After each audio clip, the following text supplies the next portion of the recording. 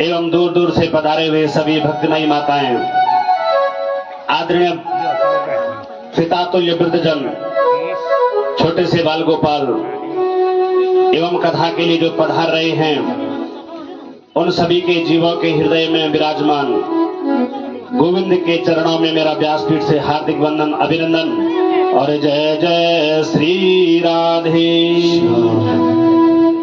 सज्जनों, अनंत सौभाग्य की बात है, साक्षात देवभूमि कल कल निनादिनी मां अलकनंदा नंदाकिनी के परम पुनीत पावन तट पर नंदानगर के क्षेत्र में भगवान गंगेश्वर महादेव के श्री चरणों में इस राजबगठे गांव में चमोला परिवार के द्वारा आयोजित अपने पितरों के सदगति सदमोक्ष की कामना के लिए सुंदर से श्रीमद् भागवत कथा ज्ञानी का आयोजन सुंदर से हमारे सामने प्रस्तुत हुआ है, जिसका आज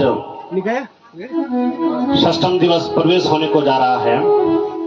बहुत बड़भागी होते हैं सज्जनों कि रात्रिर्गमिष्यति भविष्यति सुप्रभातम् भास्वानुदेश्य हास्यति पंकजस्त्रीम् इत्थं विचिन्तयति कोशगते दिरेफीम् हा हन्त हन्त नलिनीं गज ऊज्जहारम्। रात्रिर्गमिष्यति भविष्यति सुप्रभातम्। सज्जन, एक भंवरा होता है और वो भंवरा फूलों में बैठता है, रस सुगंध सूंघता है, गंदगी कभी नहीं, रसों को सुंदर से सूंघता है। और एक दिन की बात है, एक भंवरा आया और बहुत सारे फूलों का बगीचा था ना, अनेक प्रकार के फूल लगे हुए थे, उसमें से सूरजमुखी का फूल। और भंवरा आया और उस सूरजमुखी के फूल में बैठा, सुगंध लेने लगा। और सज्जनों, क्या होता है, सुगंध लेते लेते लेते लेते सायंकालीन का समय हो गया। अब जैसे सूरजमुखी का फूल क्या होता है, सायंकालीन सूर्यास्त हो गया तो सूरजमुखी का फूल भी बंद हो जाता है। अब वो भंवरा जो है रस चूसने में इतना मगन हो गया, इतना मगन हो गया, उसको पता ही नहीं चला कि सूर्यास्त कब हो गया, सूर्य भगवान कब अस्त हो गए, उसको पता ही नहीं चला। और कमल का फूल बंद हो गया, वो भंवरा उसमें फंस गया। अब वो सोच रहा है सज्जनों कि रात्रिर्गमिष्यति भविष्यति सुप्रभातम्, सोच रहा है रात जाएगी, सुबह प्रातः काल होगी, भगवान सूर्य उगेंगे और तब मैं यहां से मुक्त हो जाऊंगा, यहां से जो है इस फूल को छोड़ करके अन्यत्र चले जाऊंगा, ऐसा मन में विचार कर रहा है सज्जनों। और क्या हुआ, रात्रि का समय हुआ, रात्रि के ठीक 11-12 बजे होंगे, हाथियों का झुंड आया और पूरे जो सूरजमुखी के फूल जितने भी उगे थे सारे बगीचों में हाथी के झुंड आया और अपने पैरों से सारे सूरजमुखी के फूलों को कुचल दिया। और वो भंवरा बेचारा उसमें बैठा हुआ था और वो भी मृत्यु को प्राप्त हो गया। तो हमारा जीवन भी ऐसा ही है, हम सोचते हैं भाई कथा हो रही है, आज नहीं कल जाएंगे, कल नहीं परसों जाएंगे, ऐसा होते होते होते करते कल का भी नाम क्या है, बोले काल है, कल कभी नहीं आता है। इसलिए सुंदर सा सौभाग्य हम लोगों का प्रस्तुत हुआ है सज्जनों। कल हमने सुंदर से कथा में श्रवण किया, सोनकादि 88,000 संत जन नैमिषारण्य क्षेत्र में विराजमान है। सामने सूत जी सन्मुख बैठ करके सुंदर सी कथा सुना रहे हैं। और सज्जनों, यही कथा गंगा नदी के किनारे सुखताल में राजर्षि परीक्षित को सुखदेव जी सुना रहे हैं। बड़े सुंदर से सुखदेव जी ने राजर्षि परीक्षित को भगवान की बाल लीलाओं का वर्णन कराया। सुंदर से भगवान की बाल लीलाओं का वर्णन हमने कल श्रवण किया। और सुखदेव जी कहते हैं, राजन, भगवान बलराम जी के साथ अनेक जो हैं मित्रों के साथ पहुंच गए, कहां, मथुरा में। और भगवान ने कंस का भी उद्धार किया। बोले भक्त वत्सल भगवान की, श्रीमद् भागवत महापुराण की। अब सज्जनों, भगवान ने जब कंस का उद्धार किया, माता देवकी वसुदेव को कंस के कारागार से मुक्त कराया, माता देवकी तुरंत गले मिल गई। अरे मेरे लाल, इतने में तुमसे, इतना समय तक मैं तुमसे अलग रही, 11 वर्ष 59 दिन की आयु है सज्जनों आज भगवान की।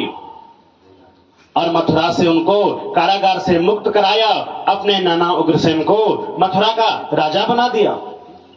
तुरंत राज्याभिषेक अपने नाना उग्रसेन को करा दिया। अब छोटे से भगवान, अब वसुदेव जी ने सुंदर से लाला को कहां भेज दिया? गुरु संदीपनी के आश्रम में। और वहां भगवान ने सुंदर से 6 विद्याओं को सीखा कि सरहस्यम धनुर्वेदम धर्मान्याय पथस्तथा तथा चिन्वीक्षिकम विद्याम राजनीतिम च षड्विधाम। 6 प्रकार की विद्याओं को भगवान ने गुरु संदीपनी के आश्रम में सीखा। धनुर्विद्या, राजनीति, धर्मनीति, धर्मशास्त्र, न्याय शास्त्र और मीमांसा। सुंदर से शास्त्र का अध्ययन किया सज्जनों। सुंदर से सुदामा से मित्रता हुई भगवान की। अब समय हुआ विद्याध्ययन का, काल पूर्ण हुआ प्रभु का। अब भगवान जाने लगे। गुरु माता से प्रणाम किया, हे गुरु माता मुझे आप आज्ञा दें, मेरा विद्याध्ययन का काल पूर्ण हुआ, अब मुझे आज्ञा दें, अब हम जाना चाहते हैं। तो सज्जनों गुरु माता रोने लगी। गुरु माता के आंखों में अश्रु बिंदु। भगवान ने पूछा, माता तुम क्यों रो रही हो? क्योंकि सज्जनों राजपत्नी गुरु पत्नी मित्र पत्नी तथैव च पत्नी माता स्वमाता च पंचेता मातरा स्मृता। शास्त्रों में 5 प्रकार की माताओं का वर्णन है। एक पहली माता कौन है? गुरु पत्नी। गुरु की पत्नी भी एक प्रकार की माता है। राजपत्नी, राजा की पत्नी भी, राजा पूरी प्रजा का पिता होता है, तो राजा की पत्नी रानी जो है पूरी प्रजा की माता कहलाती है। और मित्र पत्नी तथैव च, मित्र की पत्नी भी मां के समान। पत्नी माता स्वमाता च, पत्नी की माता, सासू भी एक माता के समान है। स्वमाता अपनी माता। पंचेता मातरा स्मृता, 5 प्रकार की माताओं का वर्णन है शास्त्रों में सज्जनों। और सज्जनों पुत्र यदि कुपुत्र हो सकता, लेकिन माता कभी कुमाता नहीं हो सकती। कि कुपुत्रों जायेतां क्वचिदपि कुमाता न भवति। पुत्र कुपुत्र हो सकता है, लेकिन माता कभी कुमाता नहीं हो सकती। आज माता के, गुरु माता के आंखों में अश्रु बिंदु। कहने लगे, अरे लाला तुम यहाँ विद्याध्ययन के लाए थे, मैं तुम्हें अपने पुत्र के समान मानती हूँ। और बेटा तुम आज जितने बड़े हो ना, आज मेरा यदि पुत्र होता वो भी आज इतना ही बड़ा होता। भगवान ने कहा, माता आपका पुत्र। माता के आंखों में अश्रु बिंदु की प्रवाह हो रही सज्जनों। माता ने कहा, अरे कृष्ण मेरा पुत्र यदि आज होता तो तुम्हारे ही बराबर का होता। भगवान ने कहा, माता तुम्हारा पुत्र कहां गया? बोले, अरे कृष्ण एक शंखचूड नाम का दैत्य रहता है और उसने जो है मेरे पुत्र का हरण कर दिया है, अब समुद्र में फेंक दिया है। भगवान ने कहा, माता जब तक मैं तुम्हारे पुत्र को वापस नहीं लाता मैं शांत नहीं बैठूंगा। भगवान चले गए सज्जनों सीधे समुद्र के पास।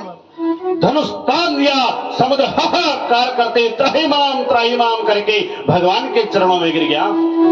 बोले, महाराज इसमें मेरा कोई दोष नहीं है। बोले, तो किसका दोष है? हमारे गुरु माता के पुत्र को किसने हरण कर लिया? समुद्र हाथ जोड़ के कहा, महाराज इसमें मेरा कोई दोष नहीं है।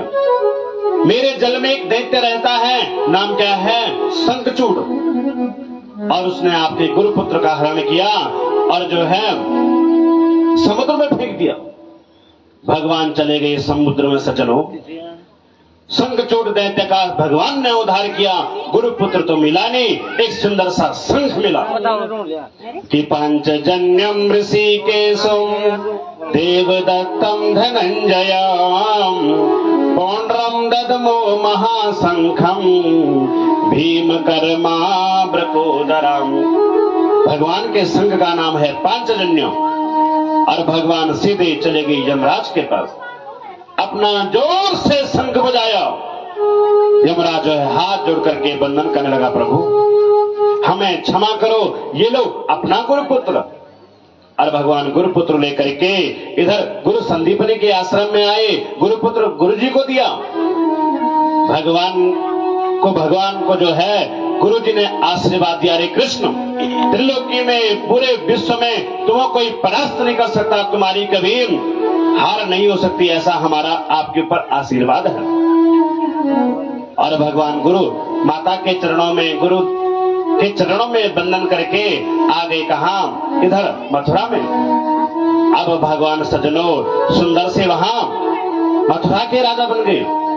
यदुकुल कमल दिवाकर भगवान श्री कृष्ण चंद्र जी महाराज अपना राजकाज संभाल रहे हैं। सज्जनों आज क्या हुआ, माता देवकी को बड़ी याद आई अपने पुत्र की। अरे बेटा क्या बात है, तुम इतने चिंतित क्यों हो? और सज्जनों नारी का भाग, नारी का भाग मैया तूने कैसा बनाया है, नारी का भाग मैया तूने कैसा बनाया है, नारी का भाग मैया तूने कैसा बनाया है, नारी का भाग मैया सब लोग आइए, जय श्री राधे।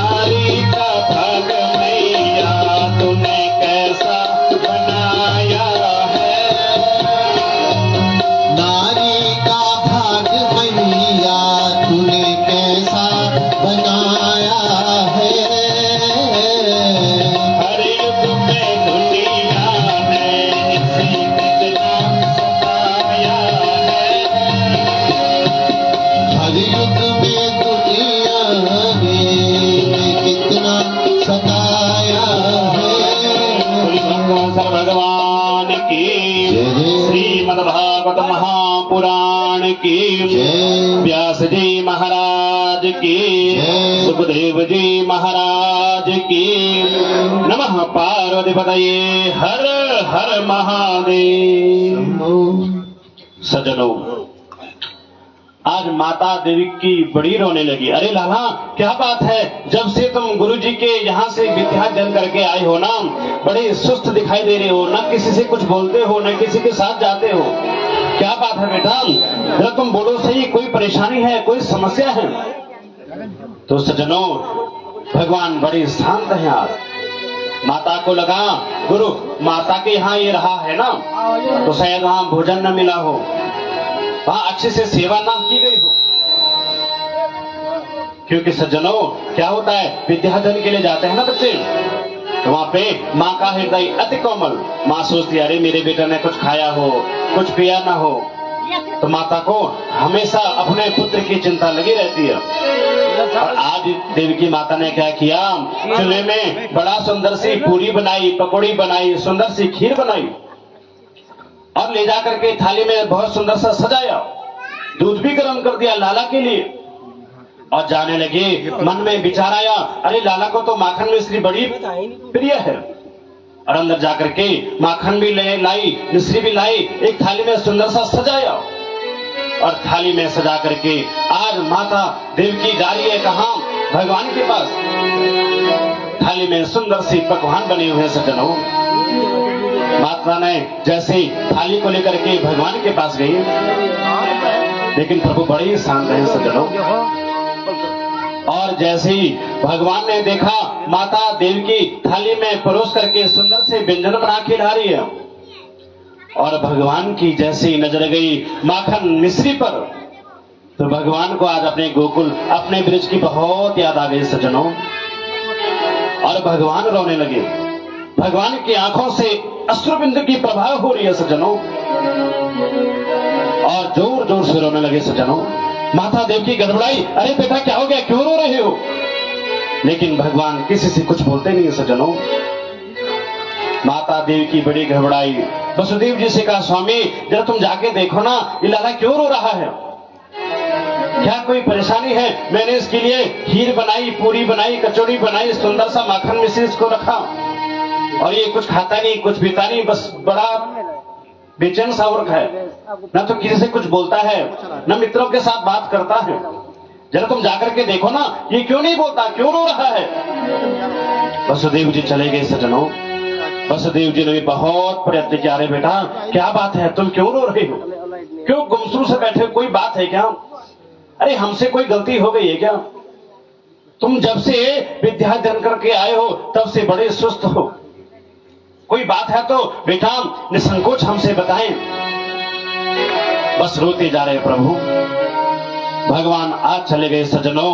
इधर जो है उद्धव के पास, इधर जो है वसुदेव जी ने कहा उद्धव वृष्णीनां प्रवरो मंत्रीं कृष्णस्यादयत सखां शिष्यो बृहस्पतेर्जातं उद्धवो बुद्धिशक्तमम्। अरे उद्धव तुम कृष्ण के मित्र हो ना, बृहस्पति के शिष्य भी तो तुम हो, तुम जरा करके जरा पूछो ना कि वो लाला क्यों रोता है। मुझे तो वो अपने दिल की बात नहीं बता रहा है, लेकिन हो सकता है शायद वो तुम्हें बता दे। जैसे ही उद्धव ने कहा अरे बस मैं अभी जाता हूं, अभी पूछता हूं भगवान से क्यों रो रहे हैं कृष्ण। जैसे ही उद्धव गए प्रभु सज्जनों, कृष्ण से पूछा अरे कृष्ण तुम क्यों रो रहे हो, क्या बात है?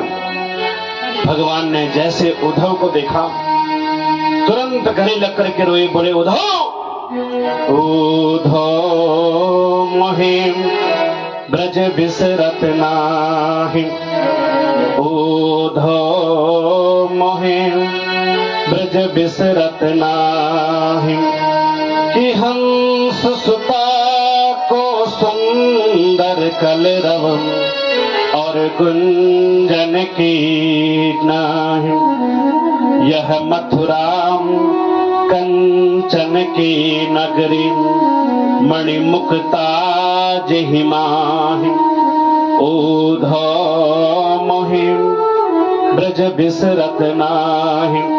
हे उद्धव, मुझे अपने ब्रज की बहुत याद आती है। यह मथुरा कंचन की नगरी, ये मथुरा साक्षात सोने की नगरी है, लेकिन मेरी माता यशोदा मुझे जितना प्रेम करती है ना, उतना प्रेम मुझे यहाँ कोई नहीं करता है। सारी गोपियां, लाखों गाय, बाल गोपाल, इतने सब बाल गोपाल हमें इतना प्रेम करते हैं। और हे उद्धव, मुझे यहाँ कितना समय हो चुका है।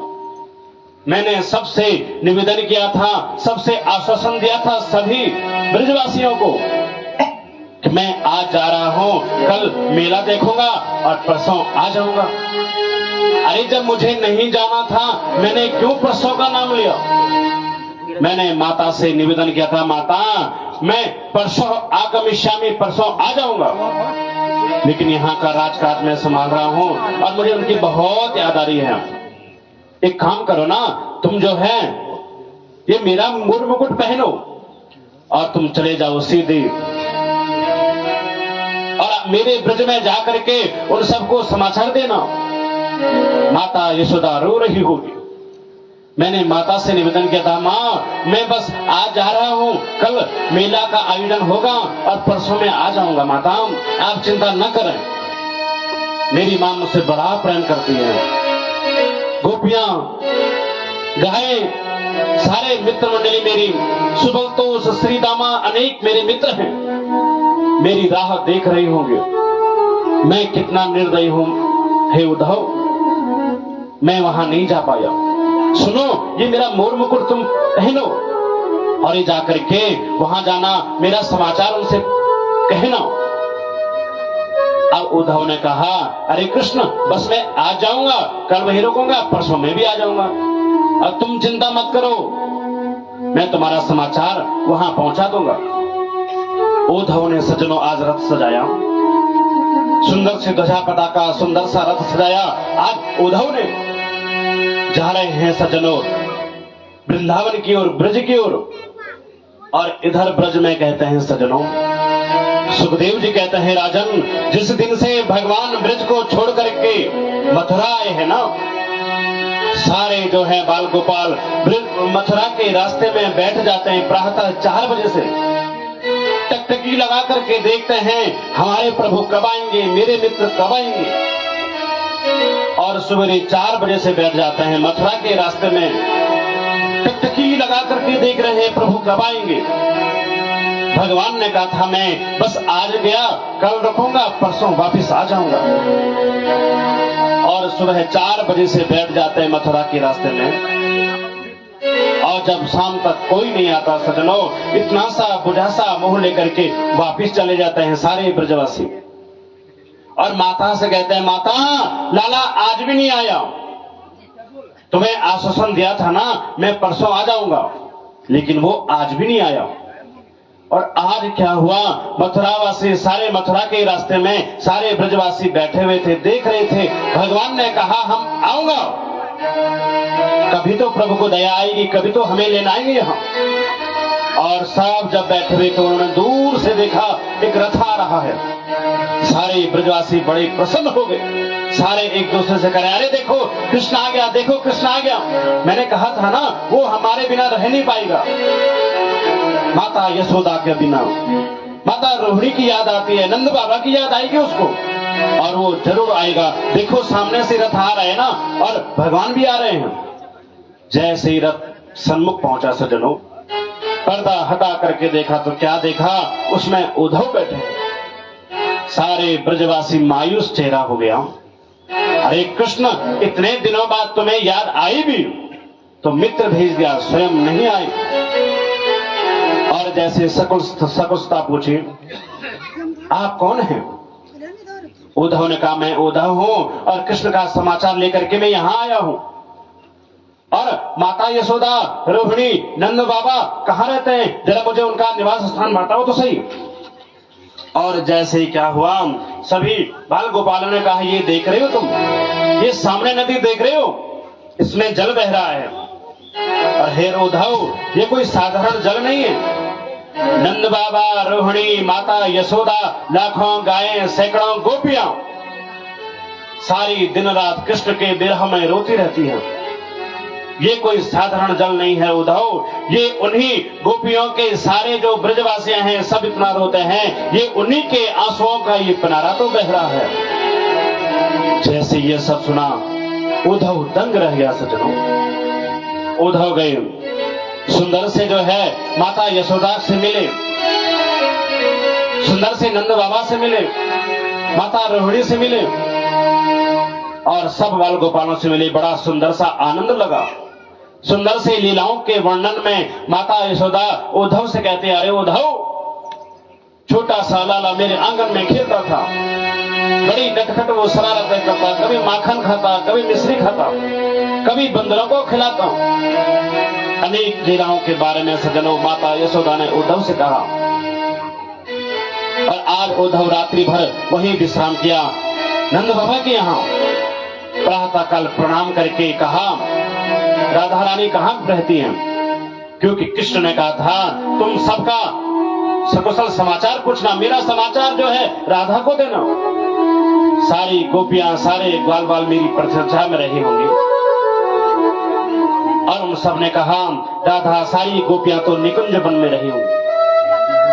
आज सज्जनों उद्धव जी आज्ञा पा करके सीधे चले गए निकुंज वन में।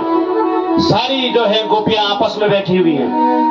वट वृक्ष के नीचे सब आसन लगा करके सारी गोपियां एकत्रित होकर के बैठे हुए हैं, एक दूसरे के प्रति विचार कर रहे हैं। अरे एक कह रही तुम्हें जो है कृष्ण का समाचार मिला, दूसरी गोपी कह रही तुम्हें समाचार मिला, लेकिन सब कह रहे नहीं कोई समाचार नहीं। जिस दिन से भगवान इस ब्रज को छोड़ करके गए उस दिन से जो है भगवान का कोई अता पता ही नहीं है।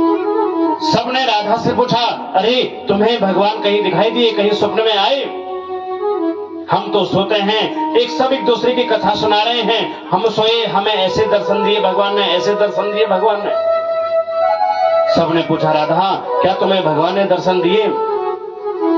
राधा ने एक स्वर में उत्तर दिया, अरे गोपियों, स्वप्ने पश्यन्ति या कांतम धन्यास्ता सखियोसितम अस्माकं तु गते कांते गता निंद्रापि बैरिणीम।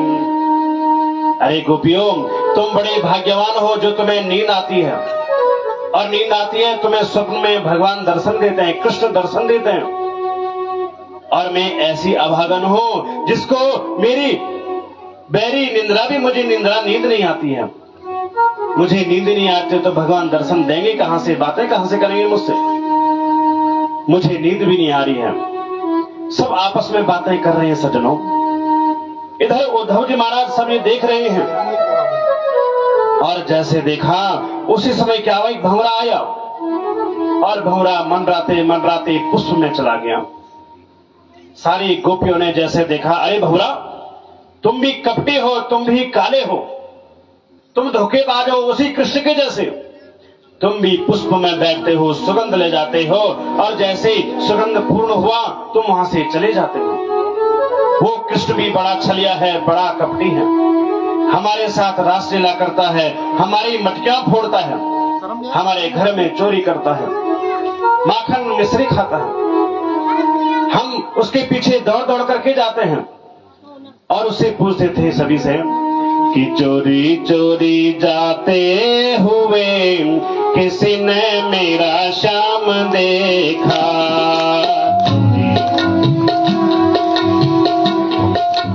चोरी चोरी जाते हुए किसी ने मेरा श्याम देखा, चोरी चोरी जाते हुए सभी पूछ रहे हैं गोपियों, तुमने कहीं श्याम को देखा?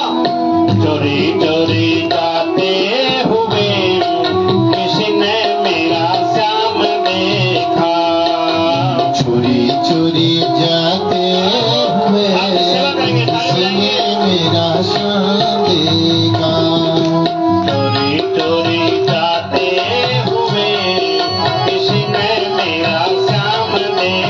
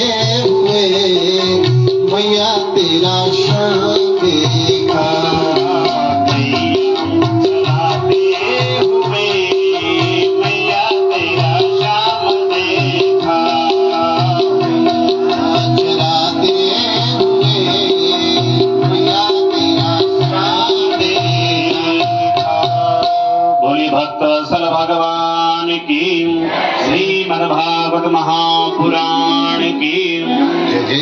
और सज्जनों सब अपनी अपनी बातें कह रहे हैं। एक कह रहे हैं मुझे स्वप्न आया, भगवान मुझे सपने में आए ऐसा कहा। दूसरी कह रही कृष्ण मेरे सपने में आए मुझे ऐसा कहा। अपनी अपनी बातें सब कह रही हैं सज्जनों। और इतने में क्या हुआ, जब जो है उद्धव ने ये सब देखा, जैसे उद्धव को देखा सभी गोपियों ने भगवान के माथे पर मोर मुकुट को देखा, मोर पंख को देखा। सारी गोपियां समझ गई ये कृष्ण का भेजा हुआ कोई मित्र है। और सारी गोपियां से कहने लगे तुम कृष्ण के मित्र हो, हम तुम्हें समझ गए। और बताओ ना कृष्ण ठीक तो है ना, वो सकुशल तो है ना, क्या उनको हमारी याद नहीं आती है? क्या उनको अपनी माता, अपनी गोपियों, अपने जो है बाल गोपाल गायों की याद नहीं आती है? आज जो है सज्जनों उद्धव की आंखों में आंसू आ गए। मन ही मन सोच रहे हैं अरे कृष्ण तुम कितने निर्दयी हो, तुम कितने क्रूर हो। सारी गोपियां बाल गोपाल इतना तुम्हें स्मरण करते हैं, सारी इतना रोते हैं तुम्हारे विरह में, और तुम कितने क्रूर हो, कितने निर्दयी हो। मन ही मन सोच रहे हैं सज्जनों। और सज्जनों सुंदर से सभी जो है गोपियों ने भ्रमर गीत गाया कि मधुपति तव बंधो मां स्पृशांगिं सपत्न्यां बिच विलुतिन मालां कुमकुमाश्चस्त्रु भिन्नां वहतु मधुपतिस्तन् नामिनानां प्रसादं यदु सजसि विडम्बम् यस्य दूतस्वमेध्र। बड़ी सुंदर सा भ्रमर गीत गाया। और सभी गोपियों को विदा लेने के बाद आज जो है उद्धव आ गए सीधे कहां, मथुरा। और भगवान कृष्ण के सन्मुख जैसे ही पहुंचे, भगवान कृष्ण ने कहा अरे उद्धव तुम गए हो ना ब्रज में, कैसी है माता यशोदा, कैसी है माता रोहिणी, सारे बाल गोपाल सब ठीक तो है ना? मेरे मित्र मुझे बहुत स्मरण तो करते हैं, मुझे याद तो करते हैं ना?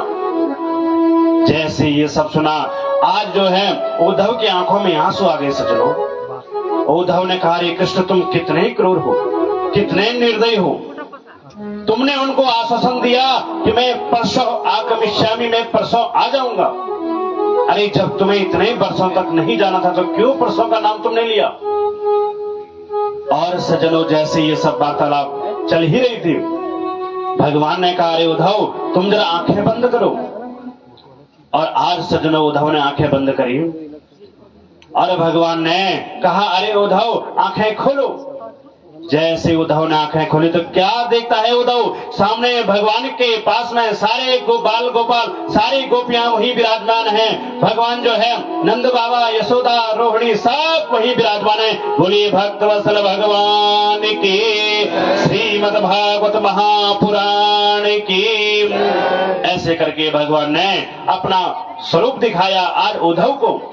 सुखदेव जी कहते हैं राजन अस्ति प्राप्तिश्च कंसश्च महिष्यो भरतवर्षभम् पित्रे भर्तरि दुर्घाते ईष्यतो शमपितुर्गहन्।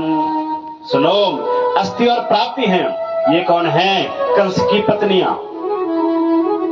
और कंस की पत्नियां जो हैं जरासंध की पुत्रियां हैं ये। और सजनों एक बार की बात है, एक राजा हुए, नाम क्या है? वृत्रथ। ध्यान से सुनना, राजा का नाम क्या है? वृत्रथ। और वृत्रथ जो है मगध नरेश था। एक दिन की बात है, इस राजा वृत्रथ की दो पत्नियां हैं, पुत्र कोई नहीं, संतान कोई नहीं है सज्जनों। एक दिन की बात है, ये बड़ा निसंकोच, बड़ा चिंतित अवस्था में मन में विचार किया मेरी कोई संतान नहीं है, आने के बाद मेरी जो है कोई संतान नहीं है, पितरों का तर्पण के लिए कोई नहीं है, कौन मेरे पितरों को तर्पण देगा? मेरे वंश आगे पीढ़ी चलाने वाला कोई नहीं है। वन में चला गया तपस्या करने के लिए। एक गुरुजी मिले, नाम क्या है? चंड कौशिक। और चंड कौशिक गुरुजी के चरणों में वंदन किया, बोले प्रभु हे गुरुदेव, मेरी कोई संतान नहीं है, और मैंने सुना है गुरुदेव, यदि गुरुदेव आशीर्वाद दे देना तो संतान उत्पत्ति हो जाती है, आशीर्वचन दे दे तो। सज्जनों, जन्म पत्री में लिखा हुआ है किसको पुत्र सुख नहीं है, लेकिन उसने संतों की सेवा की, गुरुजनों की सेवा की, और गुरुजनों ने आशीर्वाद दिया देवी सौभाग्यवती रहो, चिरंजीवी रहो, पुत्रवती रहो। तो सज्जनों, ब्रह्मा को जो है ब्राह्मण की जन्म पत्री बदलनी पड़ सकती है, लेकिन संत का आशीर्वाद कभी झूठा नहीं जा सकता। संत का आशीर्वाद कभी झूठा नहीं जाता। इसलिए हे गुरुजी, आप मुझे पुत्र प्राप्ति का वरदान आशीर्वाद दे दो। जैसे इतना सब सुना, चंड कौशिक महाराज को बड़ी दया आ गई। चंड कौशिक गुरुजी ने सुंदर सा एक फल निकाला और कहा, राजन ये लो फल, और घर जाकर के अपनी पत्नी को खिला देना। वो वृत्ररथ राजा आज फल लेकर के घर आया सज्जनों, और उस वृत्ररथ राजा नाम के उसकी 2 पत्नियां थी। दोनों पत्नी से बहुत प्रेम करता था वो। अब उसने सोचा, मैं ये फल जो है पत्नी को दूंगा तो दूसरी पत्नी नाराज, दूसरी को दूंगा तो ये पत्नी नाराज। एक दिन की बात है सज्जनों, किसी गांव में एक व्यक्ति रहता था।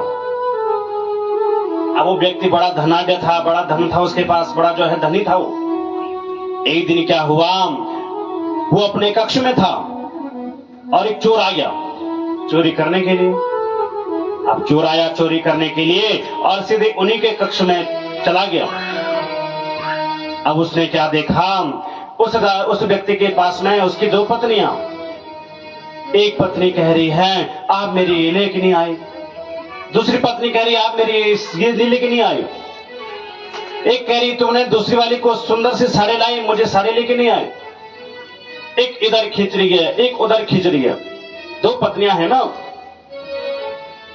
अब जो है वो जो चोर था वो जो है अपना मुख बंद करके खिल खिल खिल खिल हंस रहा है कि देखो क्या दशा हो रही है।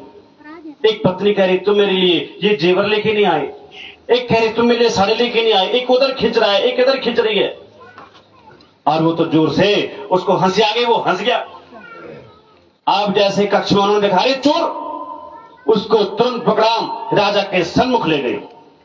राजा ने कहा, अरे तुम हमारे नगर में चोरी करने आए थे? और उस व्यक्ति को पूछा, इसको बोलो क्या सजा दी जाए इसको। उस चोर ने कहा, महाराज मुझे सारी सजा मुझे मंजूर है, बस मुझे ये सजा मत देना जो सजा इसको मिली है। एक पत्नी कहती, तुम मेरे लिए ये लेके नहीं आए। दूसरी पत्नी कह रही, तुम मेरे लिए वो लेके नहीं आए, ये सजा मुझे मत दो। और आज वृत्ररथ महाराज की 2 पत्नियां हैं सज्जनों। दोनों पत्नियों से राजा वृत्ररथ बड़ा प्रेम करता है। उसने उस फल को काटा और दोनों पत्नियों को खिला दिया सज्जनों। धीरे धीरे समय व्यतीत हुआ। चंड कौशिक गुरु जी के आशीर्वाद से सुंदर सी पत्नी गर्भवती हुई और समय आने पर दोनों ने सुंदर से पुत्र को जन्म दिया। लेकिन ये क्या, आधे आधे पुत्र, आधा आधा फल खाया था ना, तो आधे आधे फल से आधे आधे पुत्र की प्राप्ति हुई दोनों पत्नियों को। वो तो बड़े हड़बड़ाई गिड़गिड़ाई, क्या हो गया भाई, विचित्र प्राणी, आधा आधा पुत्र। वो तो डर गया सज्जनों। वृत्ररथ ने दोनों जो है आधा आधे टुकड़ों को पकड़ा और कहीं दूर वन में फेंक दिया। उसी वन में एक राक्षसी रहती थी जिसका नाम क्या था, जरा। और वो जरा नाम की राक्षसी मनुष्य का मांस खाती थी और वह वन में भ्रमण करती रहती सज्जनों। आज क्या हुआ, उस जरा नाम की राक्षसी ने पूरे वन में भ्रमण किया तो सामने उनको पाया। तो देखती हैं ये अलग अलग अजीब से प्राणी, आधा आधा शरीर मनुष्य का। उसने देखा तो विचित्र, जैसे उसने दोनों को पकड़ा और ऐसे देखा, ये कौन है भाई, ऐसे कैसे, और ऐसे ऐसे करके उसने जैसे उसको मिलाया और वो दोनों तो जुड़ गए। तो जरा के द्वारा जिन दोनों की संधि हुई, इसीलिए उसका नाम क्या पड़ गया, जरासंध। और जरासंध महाराज के सज्जनों 2 पुत्रियां हैं, अस्ति और प्राप्ति, कंस से ब्याही गई। आज अस्ति प्राप्ति दोनों रोते रोते अपने पिता जरासंध के पास गई। कहने लगी, पिताजी हमारे वंश को निर्वंश कर दिया उस कृष्ण ने, आप उसको जो है उसका वंश आप भी निर्वंश करो, हमारा वो परम दुश्मन है। और हमें जो है दोनों बहनों को उसने विधवा कर दिया। आज सज्जनों जरासंध को बड़ा क्रोध आया और अपने मित्र काल्यवन को लेकर के मथुरा पर चढ़ाई कर दी। इधर जो है ब्राह्मणों को पाठ में बिठाया, अरे ब्राह्मणों तुम जो है मेरे लिए यज्ञ करो जिससे मेरी विजय से प्राप्त होगी। और मित्र काल्यवन को लेकर के मथुरा पर जो है 23 अक्षुणी सेना लेकर के चढ़ाई कर दी और भगवान से सज्जनों युद्ध हुआ। काल्यवन और दोनों का युद्ध हो रहा है, काल्यवन और भगवान का युद्ध। और भगवान आज दौड़ते दौड़ते पीछे से जो है काल्यवन दौड़ रहा है। भगवान एक गुफा में पहुंच गए और उस गुफा में मुचकुंद सो रहा था। ये सज्जनों सतयुग से सो रहा था। एक बार इस मुचकुंद राजा ने देवताओं की बड़ी सेवा की, बड़ी शुश्रूषा की। और जब देवासुर संग्राम हो रहा था ना, इसने देवताओं की बड़ी सेवा की। देवता सारे विजय श्री को प्राप्त हो गए। देवता विजय श्री को प्राप्त हुए। समय आया, सारे राजाओं ने जो है, सारे देवताओं ने कहा, अरे मुचकुंद तुम मांगो, क्या वरदान मांगना चाहते हो? तुमने हमारी बहुत सेवा की। मुचकुंद ने कहा, अरे प्रभु मुझे बस एक ही वरदान दे दो, मैं बहुत थक गया हूं, मैं सोना चाहता हूं। और जो भी मेरी नींद को भंग करे, मेरी निंद्रा को भंग करे, वो मेरे तेज से जल करके नष्ट हो जाए, ऐसा मुझे वरदान दे दो। और सज्जनों देवताओं ने तथास्तु, ऐसा ही होगा। और तब से वो मुचकुंद सज्जनों वहां सो रहा है गुफा में।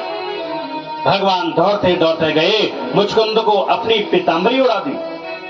और इधर से काल्यवन दौड़ते दौड़ते गया, उसने देखा, अरे तुम यहां लपेट रहे हो, लेट रहे हो। और जोर से एक प्रहार किया।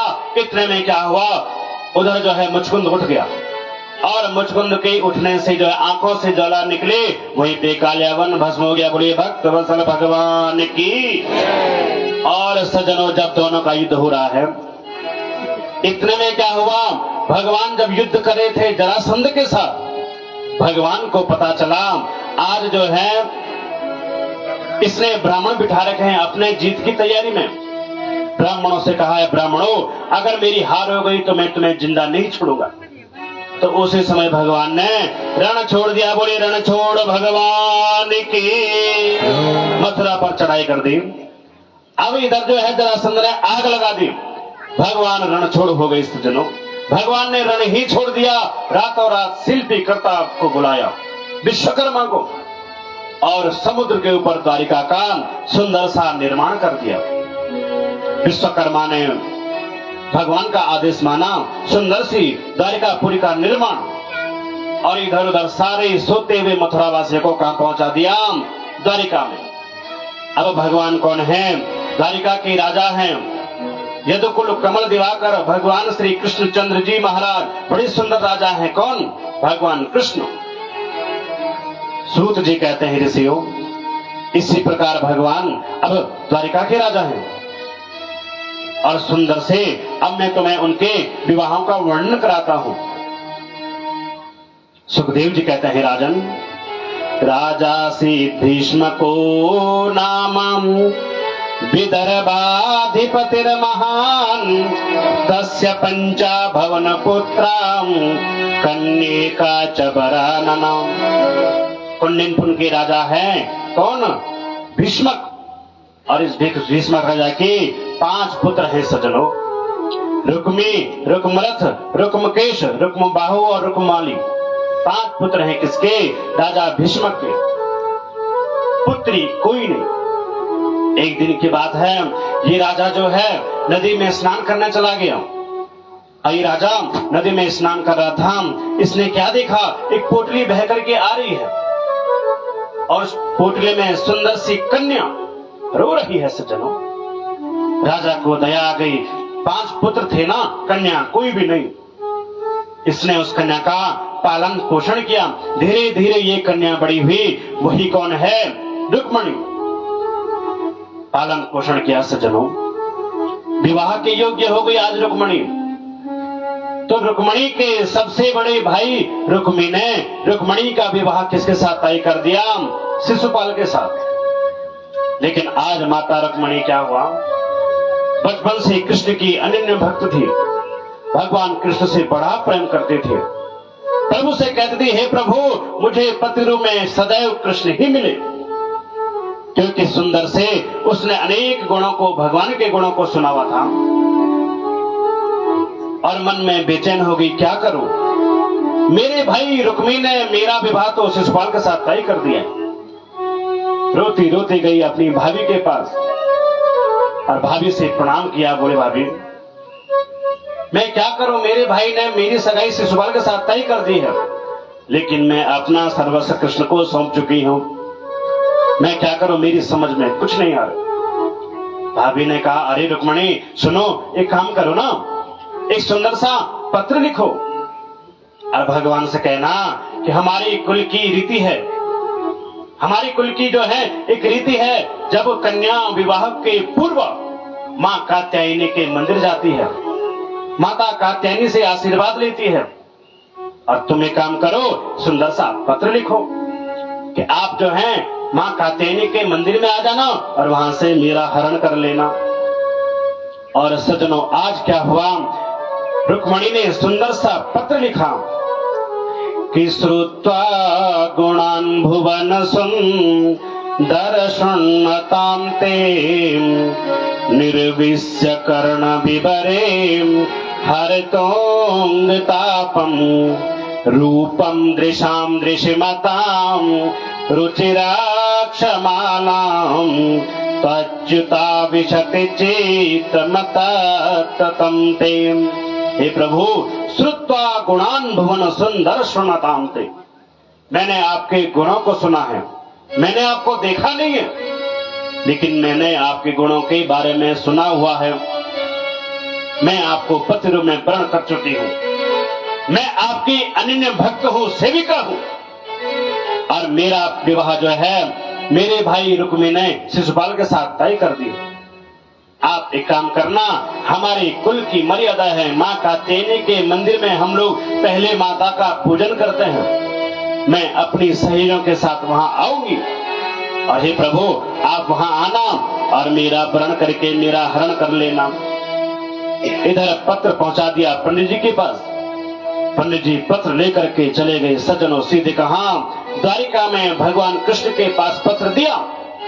पत्र को पढ़ करके भगवान कथानुसार जैसे उसमें लिखा हुआ था, भगवान आगे सीधे जो है इधर जा रहे हैं, कहा कुंदनपुर, और इधर माता रुक्मणी अपनी सहेलियों के साथ जा रही है, कहा माता कात्यायनी के मंदिर में। रुक्मी ने 10,000 सैनिकों की व्यवस्था करी है, देखो मेरी बहन का आप ख्याल रखना और उसको लेकर के तुम सकुशल वापिस आना। सारे 10,000 सैनिक चले गए। सज्जनों, रुक्मणी अपनी सहेलियों के साथ जा रही है, कहा मां कात्यायनी के मंदिर। रुक्मणी वंदन कर रही, हे माता नमस्ये त्वाम्बिके भिक्षाम स्वसंतान युता शिवम भूयात् पतिर्मे भगवन् कृष्णस्यादनुमुत्तमम्। हे माता, मेरी आपकी यही इच्छा है, आप मेरी प्रार्थना स्वीकार करो माता, मैं कृष्ण को मेरे पति रूप में मुझे वरण करा दो। बड़ी सुंदर से वंदना की। सज्जनों, आज जो है माता रुक्मणी ने, भगवान आ गए सज्जनों पीतांबरी ओढ़ करके, भगवान का बड़ा सुंदर सा स्वरूप, माथे पर मोर मुकुट, पीतांबरी, हाथों में मुरली, पीतांबरी पहन करके रथ में आ रहे हैं। सज्जनों, बड़ा सुंदर सा प्रभु का स्वरूप कि कृष्णा खड़े मधुबन में हंसी, मन मन में रुक्मणी के घर जाना है। कृष्णा खड़े मधुबन में हंसी, मन मन में। सब लोग भजन करेंगे, राधे राधे। कृष्णा खड़े मधुबन में हंसी, मन मन में रुक्मणी के घर जाना है। कृष्णा खड़े मधुबन में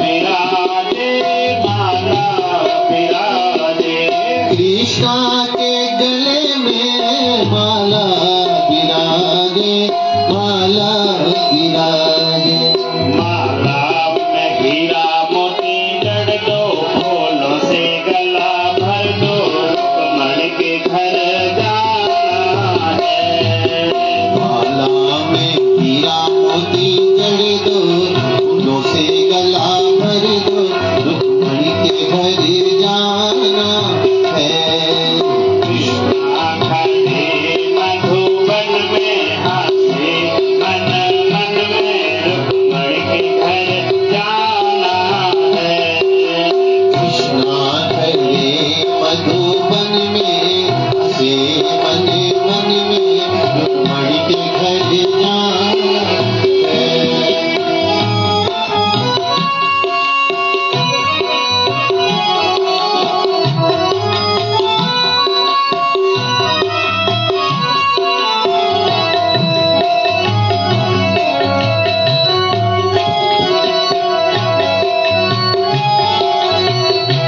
कृष्णा के कानों में कुंडल विराजे कुंडल विराजे कृष्णा के कानों में कुंडल विराजे कुंडल विराजे कुंडल में हीरा मोती जड़ दो फूलों से गला भर दो रुक्मणी के घर जाना है कुंडल में हीरा मोती जड़ दो फूलों से गला भर दो रुक्मणी के घर जाना है कृष्णा खड़े मधुबन में हंसे मन मन में रुक्मणी के घर जाना है कृष्णा खड़े मधुबन में हंसे मन मन में रुक्मणी के घर जाना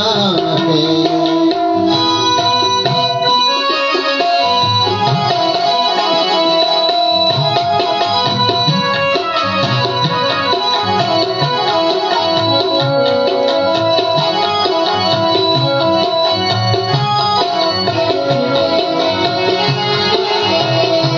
कृष्णा के पैर में पायल विराजे पायल विराजे कृष्णा के पैरों में पायल विराजे पायल विराजे पायल में हीरा मोती जड़ दो फूलों से गला भर दो रुक्मणी के घर जाना है पायल में हीरा मोती जड़ दो फूलों से गला भर दो रुक्मणी के घर जाना है रुक्मणी के घर जाना है रुक्मणी के घर जाना है रुक्मणी के घर जाना है रुक्मणी के घर जाना है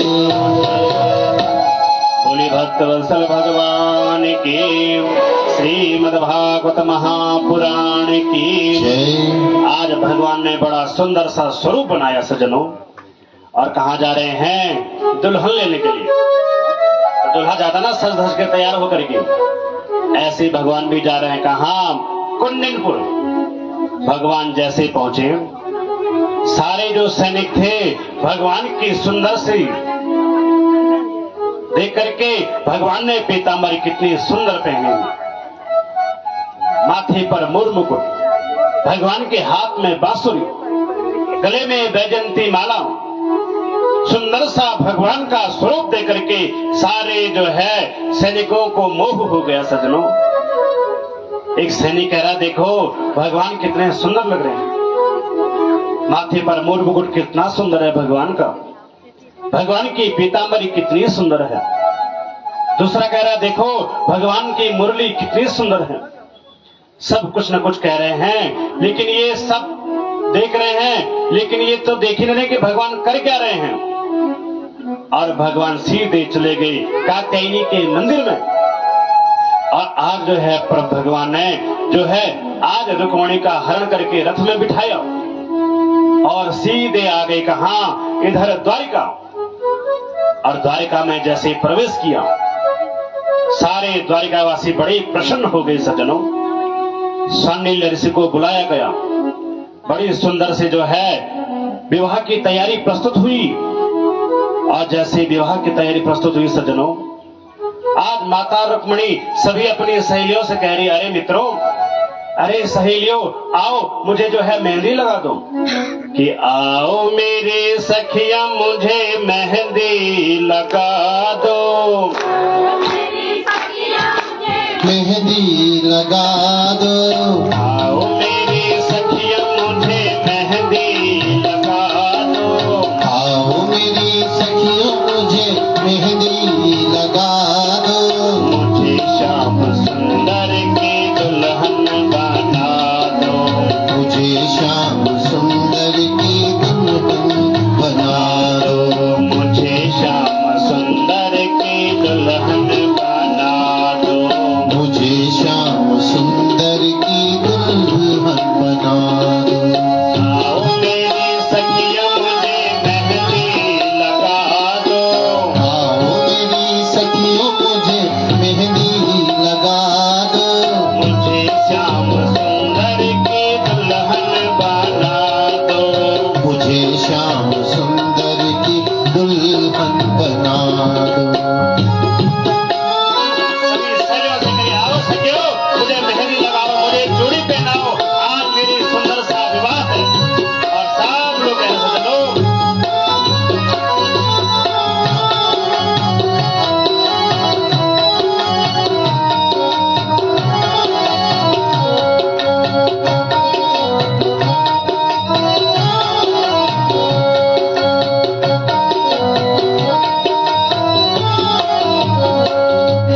सत्संग में मेरी बात चलाई, सत्संग में मेरी बात चलाई। सत्संग में मेरी बात चलाई, सत्संग में मेरी बात चलाई। सतगुरु में मेरी कीनी सगाई, सतगुरु ने कीनी मेरी सगाई। सतगुरु ने कीनी मेरी सगाई, सतगुरु ने कीनी मेरी सगाई। उनको बुला के हथ लिवा तो करवा दो, उनको बुला के हाथ लेवा तो करवा दो। मुझे श्याम सुंदर की दुल्हन बना दो, मुझे श्याम सुंदर की दुल्हन बना दो। हाँ, मुझे श्याम सुंदर की दुल्हन बना दो, मुझे श्याम सुंदर की दुल्हन बना दो।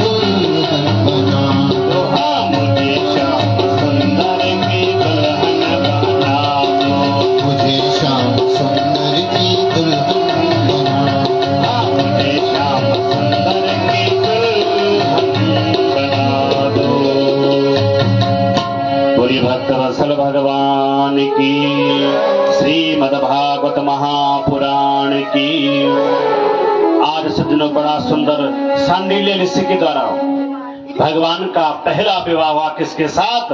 रुक्मिणी के साथ। सुखदेव जी कहते हैं राजन, इसी प्रकार भगवान का सुंदर सा विवाह हुआ और समय आया, धीरे धीरे धीरे जो है भगवान का सुंदर सा पुत्र उत्पन्न हुआ। नाम क्या है? प्रद्युम्न। ध्यान से सुनना, भगवान का सुंदर सा पुत्र हुआ, नाम क्या है? प्रद्युम्न। प्रकष्टद्युम्न प्रकाशः यस्य सह प्रद्युम्न, जिसके जीवन में बड़ा जीवन का प्रकाश हो, वही कौन है? प्रद्युम्न। और सजनों प्रद्युम्न का जन्म हुआ। सारे लोग जो है जन्मोत्सव मना रहे हैं। अरे आज प्रभु के पुत्र का जन्म हुआ है, जन्मोत्सव में बड़े लीन है सजनों। सारे अड़ोसी पड़ोसी जितने भी सारे द्वारिका की प्रजा है, सब आज कहां आए? सभा में जन्मोत्सव मना रहे हैं सजनों प्रद्युम्न का। और धीरे धीरे 10 दिन व्यतीत हुए होंगे। एक असुर है, नाम क्या है? समरासुर। ध्यान से सुनना। और ये समरासुर जो है कंस का मित्र है। कंस का मित्र है समरासुर। और इसने जो है प्रण लिया, मेरे मित्र के कंस के वंश को ही निर्वंश कर दिया। मैं भी ये संकल्प लेता हूं, हे कृष्ण, जब तक मैं तेरा वंश निर्वंश कर दूंगा मुझे चैन नहीं आएगा। और आज समरासुर ने छोटे से बालक प्रद्युम्न का हरण कर दिया और उठा करके छोटे से बालक को लेके कहां जा रहे हैं? आकाश मार्ग में। आकाश मार्ग में जाने लगा। जैसे बीच आकाश मार्ग में पहुंचा ये समरासुर, हाथ में छोटा सा बालक प्रद्युम्न। उसने सोचा मैं इस बालक का क्या करूंगा? अरे नीचे फेंक देता हूं, नीचे यमुना नदी में वो डूब जाएगा, मछली खा लेंगी, मर जाएगा। कृष्ण के वंश को मैं आगे बढ़ने नहीं दूंगा। पुत्र ही नहीं रहेगा तो वंश आगे बढ़ेगा कहां से? और उसने क्या किया सजनों? ठीक जो है बीच आकाश में से पुत्र को नीचे फेंक दिया कि जाको राखे साया, मार सके ना कोई, बाल न बाका कर सके, जो जग बैरी होई। सज्जन उस समय क्या हुआ? जिसका रक्षक भगवान गोविंद है उसका कोई क्या भी कर सकता है, कोई बाल भी बाका नहीं कर सकता है। और सज्जनों उसी समय क्या हुआ? जिस समय जो है समरासुर ने छोटे से प्रद्युम्न को आकाश में से नीचे फेंका, उसी समय यमुना नदी में एक मछली सांस लेने के लिए ऊपर मुख खोला। जैसे उसने मुख खोला, प्रद्युम्न नीचे गिर करके उस मछली के मुख में चला गया, साबुत पेट में। और थोड़ी ही देर बाद मछुआरों ने उस मछली को पकड़ा और समरासुर की रसोई में उसको भेज दिया गया। सारी रसोइयां जो है आज मछली बन रही है। और मछली को जैसे उन रसोइयों ने काटा तो क्या देखते हैं? छोटा सा बालक। अब सब रसोइयों ने कहा हम इस बालक का क्या करेंगे? तो उन्हीं के यहां जो है संगीत विद्या सिखाती विद्यावती, उसकी कोई संतान नहीं थी सज्जनों। और उसने उस छोटे से बालक का लालन पालन पोषण किया। धीरे धीरे वो बालक बड़ा हो रहा है सज्जनों। एक दिन की बात है, नारद जी आ गए वहां। नारद जी ने कहा अरे देवी तुम ये क्या कर रही हो, तुम्हारा बालक नहीं है। जैसे ही विद्यावती ने सुना, हे नारद जी अभी क्या बोल रहे हैं, ये मेरा बालक नहीं है, आप ऐसा क्यों बोल रहे हैं, मैं इसको बालक जैसे प्रेम करती हूं। तो नारद जी ने कहा अरे देवी कि जब सेवती सर नयन उघारा, सेवती सर नयन उघारा, जब सेवती सर नयन उघारा, जब सेवती सर नयन उघारा, निर्घत काम भय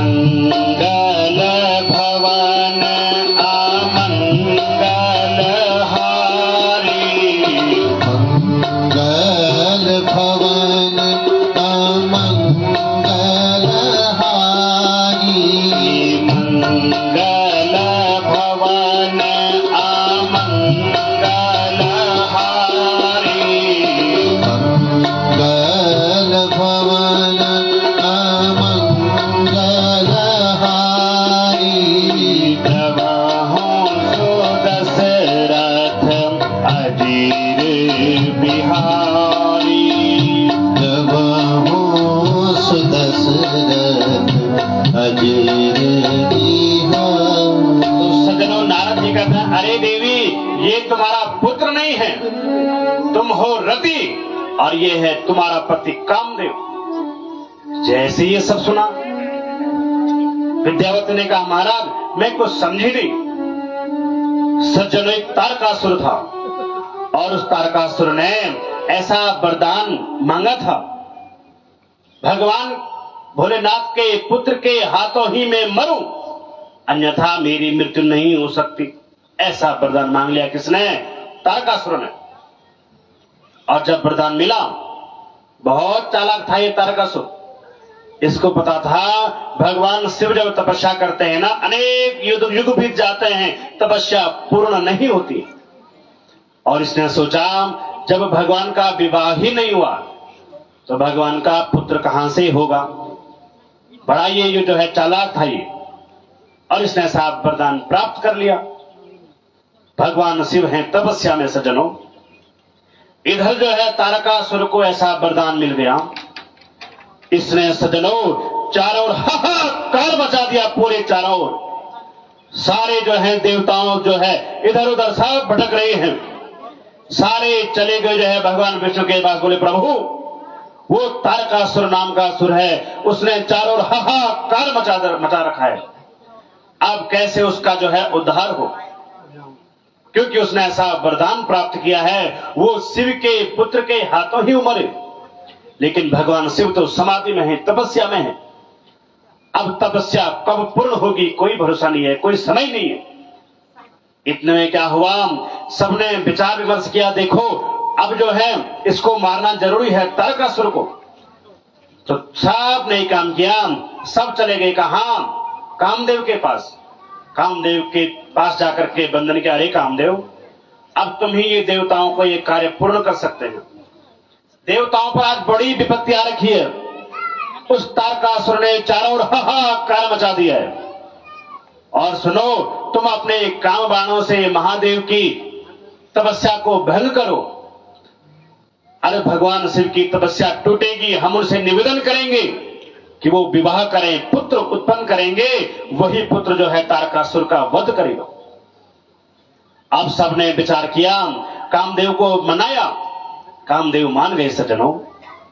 कामदेव ने अपने काम बाणों के द्वारा भगवान शिव पर एक ऐसा बाण चलाया कि कामदेव के बाणों का जो है असर भगवान शिव पर हो गया। और काम बाण का जब असर हुआ, भगवान शिव की समाधि टूटी और तीसरा नेत्र खुला और नेत्र से एक ऐसी ज्वाला प्रकट हो गई जो सामने काम देवता जल करके वहीं पर भस्म हो गया। जैसे वो भस्म हो गया सज्जनों, माता रति रोते रोते भगवान शिव के पास गई, बहुत रोई, गिड़गिड़ाई, बोले महादेव ये आपने ठीक नहीं किया, मेरे सुहाग को तुमने मेरे सामने ही मार दिया, भस्म कर दिया, ये आपने ठीक नहीं किया महादेव। भगवान शंकर ने कहा, अरे पुत्री तुमने देखा ना, ये कामदेव मेरी जो है तपस्या में विघ्न बाधा कर रहा था। लेकिन बहुत रोई आज माता रति, बोले मुझे मेरा पति वापिस चाहिए। भगवान शंकर को दया आ गई सज्जनों।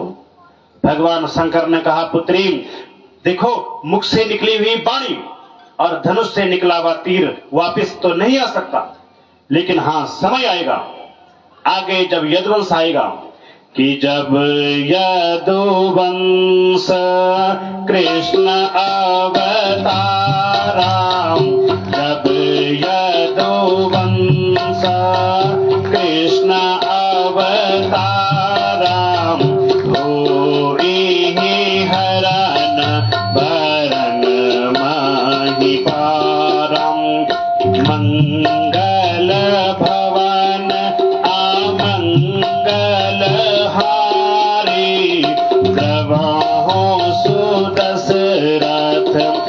अजीरी बिहारी द्रवाहो सो दशरथ अजीरी बिहारी। भगवान शंकर ने कहा देवी तुम चिंता न करो, आगे आएगा यदुवंश और भगवान कृष्ण के पुत्र प्रद्युम्न के रूप में तुम अपने पति को प्राप्त करोगे।